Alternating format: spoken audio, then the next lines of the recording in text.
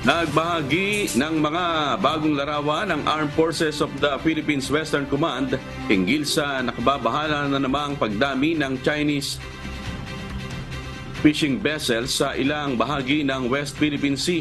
Base sa isinagawang aerial patrol ng AFP Westcom, sinasabing may nasa 23 fishing vessels ang nakaimpil sa may Iroquois Reef, 5 sa Escoda Shoal at 2 naman sa Baragatan Bank.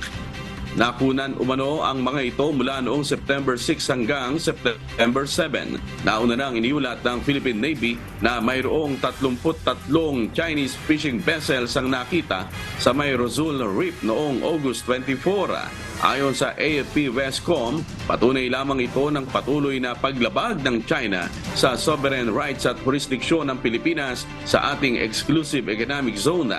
Ito anilang dahilan ng lalo pang paglala ng tensyon sa lugar dahil sa patuloy na pagbabanta ng China sa maritime security at pag-angkin sa yamang dagat na pagmamay-ari ng Pilipinas.